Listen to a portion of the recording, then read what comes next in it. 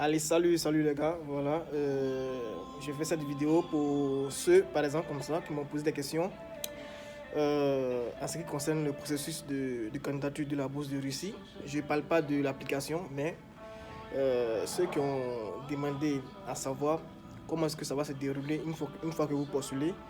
Et puis, ceux aussi qui ont demandé, qui ont posé encore des questions sur les dossiers, et puis quels sont les avantages et tout ça. Voilà, donc dans cette vidéo, je vais essayer comme ça de vous détailler un peu. Je ne peux pas tout vous dire, mais je vais vous détailler c'est seulement l'essentiel pour que vous puissiez au moins savoir à quoi vous attendre. Et puis, comment est-ce que ça va se passer pour que vous puissiez postuler, vous puissiez avoir, lorsque vous avez la bourse, comment est-ce que vous allez faire et puis comment est-ce que ça va se passer. Voilà, donc dans un premier temps, comme vous l'avez vu, vous allez postuler, comme vous avez déjà postulé au premier tour. Il y a ceux qui ont postulé via en plus de l'application sur le net, il y a leur gouvernement qui leur a, qui leur a ordonné, excusez-moi, leur gouvernement qui leur a ordonné de venir déposer les dossiers physiquement. Voilà. Donc ça veut dire que c'est votre gouvernement comme ça qui va vous donner les résultats du premier tour. Donc vous devez attendre l'appel de l'ambassade de la Russie ou bien l'ambassade de votre pays, en tout cas de la structure qui se charge de ça. Voilà. Maintenant, ceux qui ont fait en ligne,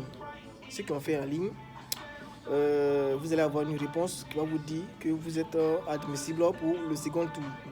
Donc je mets la date comme ça, comme d'habitude en février-mars. Voilà, février-mars, avril. Voilà. Donc vous allez recevoir ce message.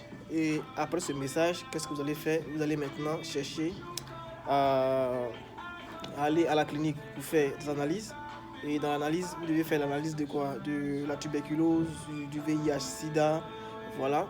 Et en plus de cela, vous allez traduire tous ces documents-là. Vous comprenez? Tous ces documents, vous allez les traduire. Lorsque vous allez les avoir, vous allez les traduire et mettre maintenant en ligne pour le second tour. Voilà, maintenant, où est-ce que vous pouvez traduire ces documents? Ça n'a rien de spectaculaire. Il y a deux aspects, il y a deux options. Soit vous les faites chez vous, ou bien vous m'appelez et puis on essaie de voir comment est-ce qu'on va faire pour pouvoir trouver ça pour vous. Voilà, maintenant, ça je parle des traductions, n'oubliez pas. Avec moi, c'est les traductions. Voilà, et puis les traductions doivent être notariées, n'oubliez pas ça aussi. Maintenant, lorsque vous avez la bourse, comment ça va se passer?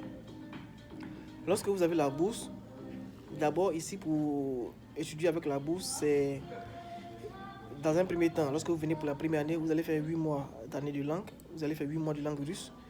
Quand on dit 8 mois de langue russe, ça ne veut pas dire que vous allez faire et étudier seulement que le russe, non. Si par exemple vous venez pour la médecine, ils vont vous mettre ensemble, ceux qui viennent pour la médecine, on vous met ensemble dans votre université, l'université qui va vous recevoir, on vous met ensemble et vous allez étudier la langue russe avec les options médecine. J'espère que vous comprenez. C'est vrai qu'il y aura dans la filière, il y a aussi des filières, parce que quand vous venez comme ça pour étudier la langue, il y a aussi des filières. Il y a mathématiques, il y a physique, il y a, par exemple, ceux qui veulent étudier, par exemple, comme ça, l'ingénierie, il y aura comme ça physique, il y aura chimie, il y aura mathématiques, il y aura russe. Parmi les filières, il y aura mathématiques et tout ça, et russe, la filière russe. Voilà, donc, vous allez étudier et en même temps, les éléments dont vous allez utiliser pour faire vos cours l'année qui va suivre, et en même temps, vous allez étudier la langue russe. Vous comprenez? Voilà, donc c'est un peu ça. Donc, c'est en même temps, pour ceux, par exemple, qui vont faire la médecine, vous allez venir, vous allez étudier la biologie, vous allez faire la chimie, voilà, vous allez faire aussi un peu de mathématiques, et vous allez faire aussi la langue russe. Mais n'oubliez pas, dans tout ça, c'est en russe que vous allez étudier. Donc, c'est comme si vous apprenez la langue russe. Voilà, c'est comme ça. Maintenant, comment est-ce que vous allez faire pour arriver ici? Lorsque vous allez avoir, par exemple, la bourse, vous allez, par exemple, comme ça, aller chercher à avoir votre visa. Vous allez prendre le visa. Là, ce n'est pas un souci parce que c'est une bourse. Donc, si il s'avère que vos dossiers sont vraiment réels, alors le visa est garanti. Vous comprenez? Voilà. Maintenant, lorsque vous allez prendre, par exemple, le visa et que vous allez devoir venir, lorsque vous allez acheter le billet d'avion, l'université où vous allez partir va vous contacter et vous allez leur envoyer le scan du billet. Comme ça, ils vont savoir à quel moment vous allez arriver à Moscou et puis quand est-ce que vous allez arriver à Moscou. Vous comprenez? Donc, ainsi, ils vont essayer comme ça d'organiser. Donc, ils vont essayer de vous organiser. Il y a des fois même, c'est l'université qui appelle les étudiants boursiers qui sont, par exemple, comme ça, admis à leur université. Ils leur disent comme ça de trouver un temps où eux tous ils vont venir. Vous comprenez? Soit ils peuvent vous dire, bon, vous venez par exemple le 10 octobre ou bien le 25 octobre. Parce que les cours commencent le 1er septembre, donc venez le 25 octobre, vous tous. Ainsi, ils vont organiser et puis ils vont vous accueillir à l'aéroport pour vous amener dans votre université, pour vous loger et tout. Ok, maintenant, comme je le dis, la bourse de Russie, ça concerne, c'est total, mais seulement que c'est l'étudiant qui paye le billet d'avion. Mais c'est pas pour tous les pays, ça va dépendre de la relation qui existe entre votre pays et puis avec la Russie, vous comprenez? Voilà, ça, je l'ai déjà expliqué, ça va dépendre de la relation entre votre pays et la Russie. Donc, une fois que vous allez arriver ici, je parle de ceux qui vont venir avec leurs propres moyens. Une fois que vous allez arriver ici, par exemple en Russie, ils vont aller vous chercher à l'aéroport et vous rediriger directement dans votre université. Voilà. Et lorsque vous arrivez à l'université, ils vont vous faire les tests et tout. Maintenant qu'il y a l'esprit Covid, ils vont essayer aussi de vous faire les examens de Covid et tout ça. Vous comprenez? Et comment est-ce que vous allez pouvoir maintenir votre bourse?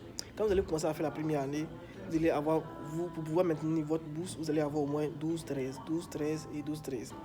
Maintenant, la subvention qu'ils vont vous donner chaque fin du mois, les allocations, chaque fin du mois, ça va dépendre.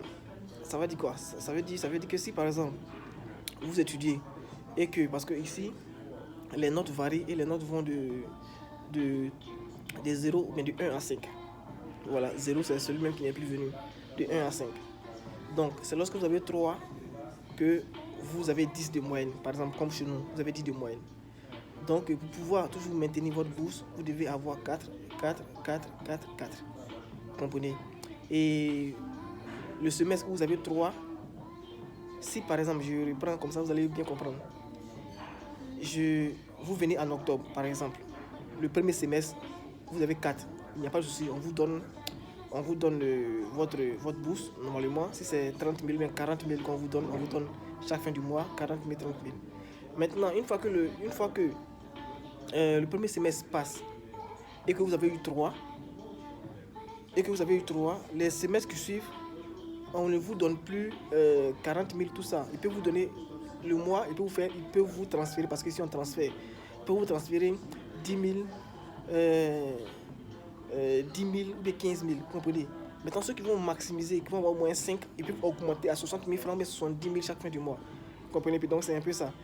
Voilà, donc quand vous venez, vous allez essayer de faire quoi? De rester constant. Vous allez essayer de maximiser, voilà, pour que votre bourse, votre subvention qu'on vous donne chaque fin du mois puisse varier un peu.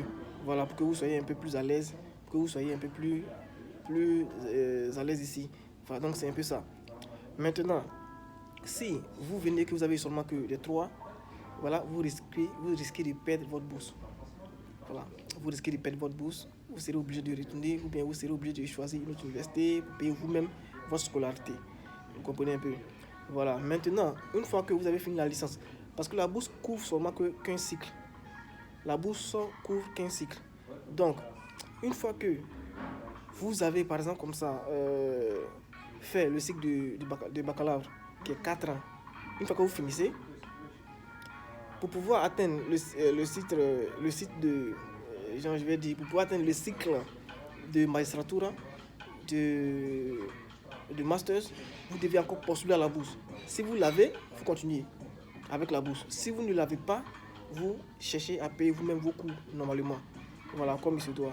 Donc, c'est pas parce que vous avez eu la bourse de la licence que vous allez directement pour le master. Non, c'est pas comme ça. Donc, lorsque vous allez venir, essayez comme ça de maximiser. Essayez de maximiser. Et je vous dis, pour ceux qui m'ont déjà posé la question, ceux qui postulent maintenant, vous allez venir en septembre 2022. Voilà, donc c'était un peu ça. Maintenant, ceux qui veulent venir de leurs propres moyens, il y a aussi cette possibilité. Ils peuvent commencer à étudier comme ça, mais ils vont arriver ici en masse. Voilà, donc maintenant, les étudiants peuvent venir. Donc, si vous voulez postuler pour venir étudier de vos propres moyens, c'est possible. Si vous voulez postuler pour la bourse aussi, la bourse, ça finit le 15 décembre. Voilà, donc j'espère qu'il a répondu à toutes les questions. Donc, s'il vous plaît, ces questions-là, essayez de ne pas les reposer encore en WhatsApp. Parce que quand c'est comme ça, je n'arrive plus à continuer à causer, à donner des explications. Voilà, donc les gars, c'était moi, le Sam Hospital. Et j'espère que vous allez bien. Et restez sur la chaîne de Monsieur le Russe 225. Essayez de liker la vidéo si ça vous a plu, bien sûr. Si les informations que je donne vous plaisent, likez la vidéo. Et puis voilà, essayez de partager aussi dans les groupes. Ok, à plus les gars. Et puis, n'oubliez pas, prenez soin de vous.